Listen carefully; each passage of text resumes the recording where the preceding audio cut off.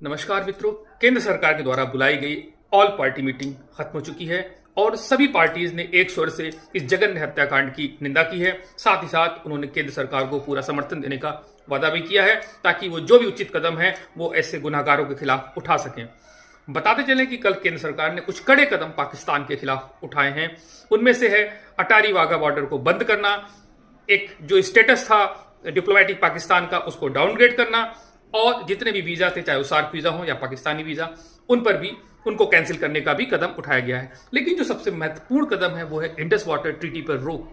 जी हाँ, इवन पुलवामा के बाद भी इस ट्रीटी पर रोक नहीं लगी थी। तो इसको इतना महत्वपूर्ण क्यों समझा जा रहा है?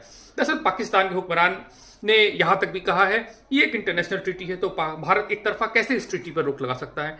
तो बताते चलें कि आर्टिकल 62 जो है वियना कन्वेंशन ऑफ ट्रीटीज का, वो साफ कहता है कि अगर दोनों पार्टीज के बीच में संबंध में बदलाव आ चुका है, उनके स्टेटस में परिवर्तन हो चुका है, तो ऐसी ट्रीटी पर रोक लग सकती है। और हम यहाँ समझ सकते हैं कि जब ये ट्रीटी साइन हुई थी तो एक गुडविल जेस्चर के तौर पर हुई थी, लेकिन अब संबंध जब इतने तनावपूर्ण हैं तो ऐसी ट्रीटी का कोई महत्व नहीं रह जाता और भारत पूरी तरह से सक्षम है इस ट्रीटी को खत्म करने में।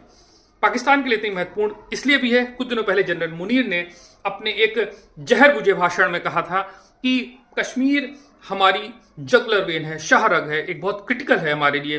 वो इसी इंडस वाटर ट्रीटी की तरफ इशारा था। जी हाँ, क्योंकि इंडस, झेलम और चेनाब का एक बहुत बड़ा पानी जो है हिस्सा वो पाकिस्तान को मिलता है और जिससे उनकी इकोनॉमी चलती है। तो हम निसंदेह कह सकते हैं कि उनके एग्रीकल्चर पे, उनकी इकोनॉमी पे एक बहुत ही बड़ी चोट भारत ने की है और इसके दूरगामी परिणाम होंगे।